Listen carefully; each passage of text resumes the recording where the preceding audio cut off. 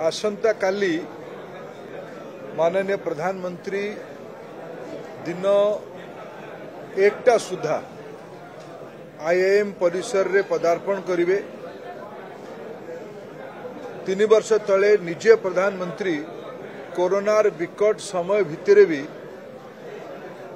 IIM रो नुआ campus रो शिलान्यास कार्यक्रम रे निजे ऑनलाइन उपस्थित थिले। प्रधानमंत्री सबु बेले कहती जो प्रकल्प को आम सरकार आरंभ करे से प्रकल्प को भी लोकार्पण करे। तार शुभ मुहूर्त काली आमको मिलिबो। भारत सरकार शिक्षा विभाग द्वारा 400 कोटी टंका व्यय आईआईएम संबलपुर कैंपस रो भव्य भवन काली लोकार्पित हबो। विगत 10 वर्ष भितरे आईआईएम संबलपुर देशर गोटे अग्रणी शिक्षानुष्ठान भावे निजर मान्यता को उपलब्धि करि पारिछि।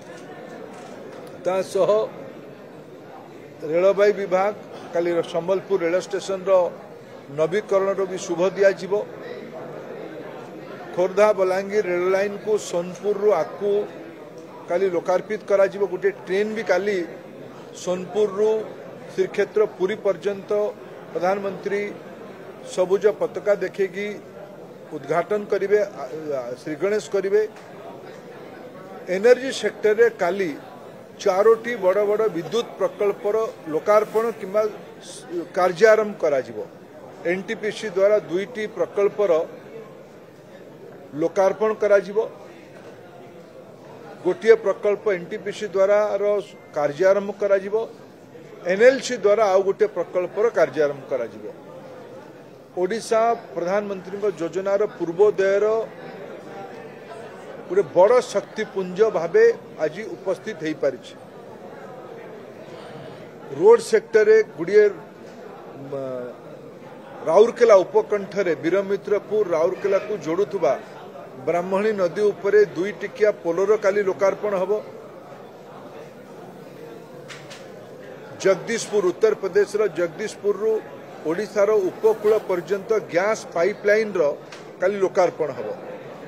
झारसुगुड़ारू नागपुर पर्यंत पेट्रोलियम प्रोडक्ट सप्लाई चेन रो गोटे प्रकल्प आसंता काली शुभारंभ हबो। 7टी विभाग रो आम झारसुगुड़ा जिलार गोटे बहुत पुरातन पोस्ट ऑफिस जे जर्जर अवस्था रे थिला आसंता काली सेटा माननीय प्रधानमंत्री कर कमल रे गोटे हेरिटेज प्रकल्प भावे लोकार्पित हबो। प्रधानमंत्री गस्त अवसर रे पूरा ओडिशा रे उत्साह अछि। विशेष करके पश्चिम ओडिशा रे बहुत उत्साह अछि प्रधानमंत्री को स्वागत करिबारे। काली आईआईएम कैंपस रे 68,000 कोटी टंकार प्रकल्प रो लोकार्पण कार्यारंभ परे प्रधानमंत्री आसिबे ऐतिहासिक संबलपुर सहर रेमेड पड़िया रे गोटे राजनीतिक सभा रे उद्बोधन देबे। 2024 मसीहार साधारण निर्वाचन पूर्वरु अंतिम बजेट रो तुरंत परे गत काली बजेट लोकसभा रे उपस्थापित होईछि। बजेट परे परे प्रथम जनसभा को प्रधानमंत्री संबोधन करने पाई आसंता काली संबलपुर आसुछंती। लक्षाधिक लोकंकर समावेश हब। समाजर सबु वर्ग लोक मान भीतर अत्यंत उत्साह अछि।